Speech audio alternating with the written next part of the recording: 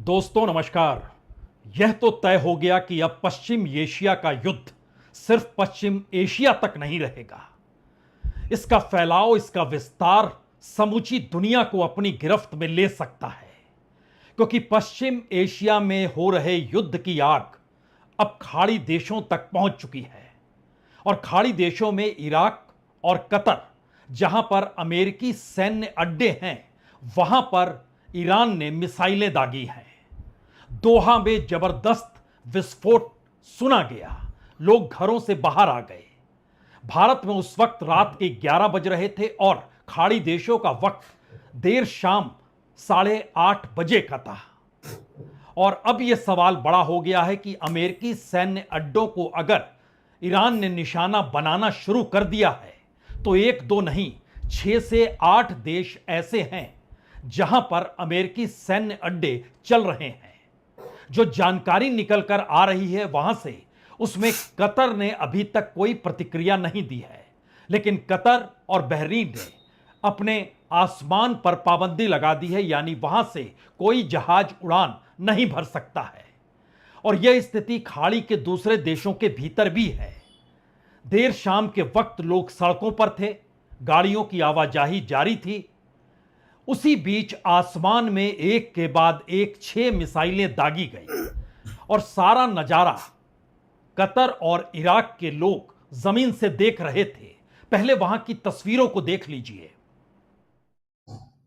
अल्लाह Akbar, madam madam.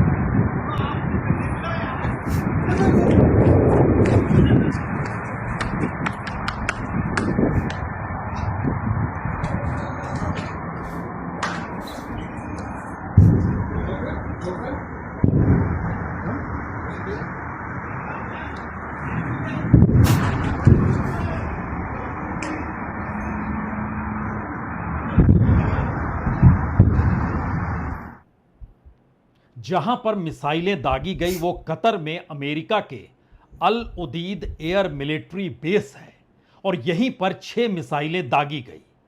Qatar की राजधानी दोहा में एक नहीं, इस बीच कई धमाकों की खबर है। और कतर के रक्षा मंत्रालय ने इस बीच दावा किया कि उसके एयर डिफेंस सिस्टम ने सभी हमलों को रोक दिया, यानी कोई हताहत हुआ नहीं है। और इन सब के बीच कतर ने ईरान को चेतावनी दी है कि अब अगर कोई भी मिसाइल आएगी तो जवाबी कार्रवाई की जाएगी। महत्वपूर्ण यह भी है कि CNN की रिपोर्ट यह बतला रही है कि दरअसल ईरान ने मिसाइलों को दागने से पहले कतर को इसकी जानकारी दे दी थी। लेकिन उससे भी ज्यादा महत्वपूर्ण है कि इस तरीके की कोई जानकारी अमेरिका के सैन्य अड्डे के पास बिल्कुल नहीं थी। और कतर में अल उदीद एयरबेस मिडिल ईस्ट में अमेरिका का सबसे बड़ा सैन्य अड्डा है। यहां तकरीबन 8 से 10 हजार अमेरिकी सैनिक मौजूद हैं। और रिपोर्ट्स जो मिल रही है उसमें अमेरिकी ठिकानों पर अलग अलग जगहों पर मिसाइलें और भी दागी गई है, यानी सिर्फ कतर नहीं बल्कि इराक में अमेरिकी सैन्य ठिकानों की तरफ भी मिसाइलें दागी गई है। और यह भी महत्वपूर्ण है कि सीरिया की तरफ हसाका प्रांत में एक अमेरिकी मिलिट्री बेस पर भी इस बीच हमला हुआ है। और आसमान की यह तस्वीर कतर और इराक दोनों जगहों से उभर कर सामने आ रही है। ला इलाहा इल्लल्लाह, ला इलाहा इल्लल्लाह।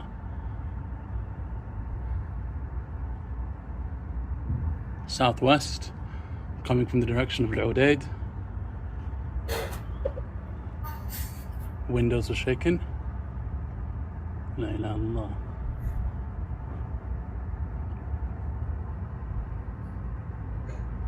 La ilaha illallah. Probably Patriot. खाड़ी देशों में अलार्मिंग स्थिति इस तरीके से है कि कुवैत एयरवेज ने भी आसमान में फ्लाइट्स पर रोक लगा दी है। और इन सब के बीच अमेरिका की तरफ से भी प्रतिक्रिया आई है और व्हाइट हाउस के ऑफिशियल्स का कहना है उन्हें इसकी जानकारी लग चुकी थी कि अमेरिका की तरफ या अमेरिकी सैन्य अड्डों की तरफ ईरान अपने मिसाइल्स को दाग सकता है।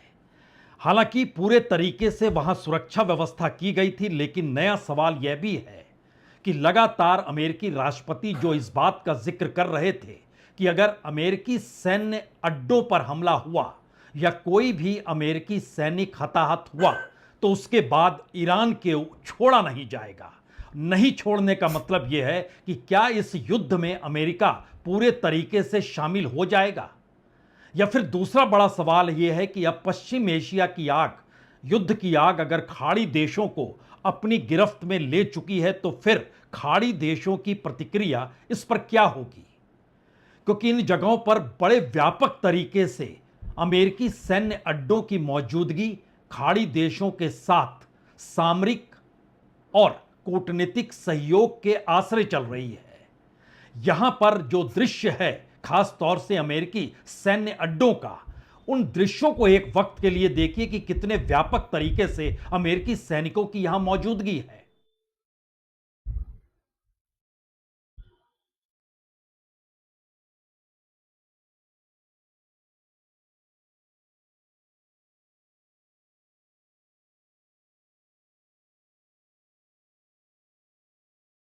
इराक और कतर में मिसाइलों के हमले के बाद अब पूरे खाड़ी देशों के भीतर अमेरिकी सेना और वहां के स्थानीय सेना ने भी एक लिहाज से कह सकते हैं मोर्चा संभाल लिया है, क्योंकि जो जानकारी है उसमें Saudi Arab, Kuwait, Bahrain, Jordan, United Arab Emirates और इराक और कतर तो है ही।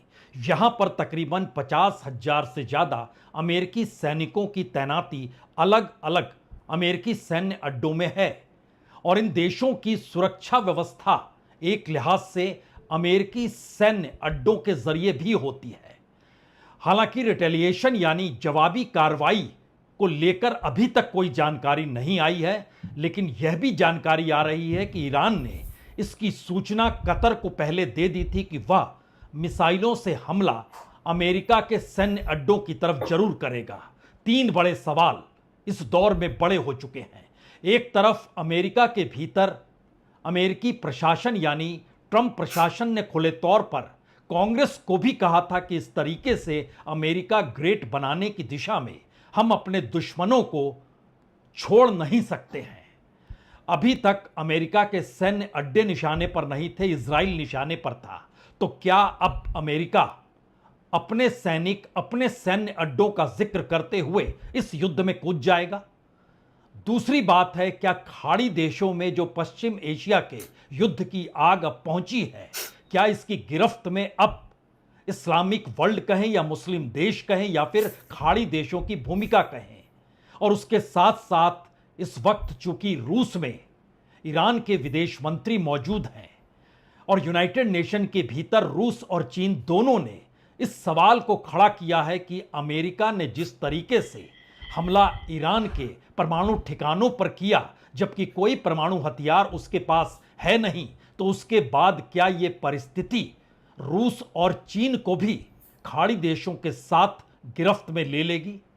और उसके बाद तीसरा बड़ा सवाल है, चूंकि 24 और 25 यानी कल परसों एससीओ की बैठक शुरू हो रही है जो 26-27 तक चलेगी और शंघाई कॉपरेशन ऑर्गेनाइजेशन की इस बैठक में ईरान की मौजूदगी है, भारत की मौजूदगी है, रूस की मौजूदगी है, चीन की मौजूदगी है। तो क्या एससीओ एक तरफ कोई बड़ा निर्णय लेगा? क्योंकि इससे पहले उसने खुले तौर पर कहा था कि अगर युद्ध में अमेरिका कूदता है तो उसके बाद स्थितियां नाजुक हो जाएंगी। कम से कम अभी जो जानकारी है उसमें व्हाइट हाउस इसकी तैयारी कर रहा है कि किस रूप में इसकी प्रतिक्रिया दी जाए।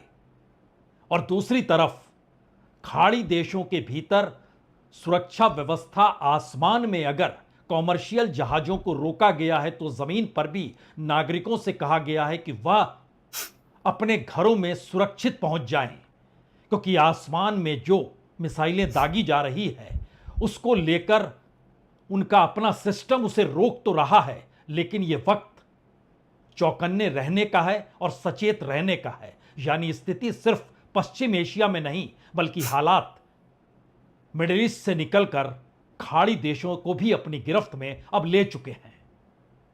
बहुत शुक्रिया, बहुत बहुत शुक्रिया।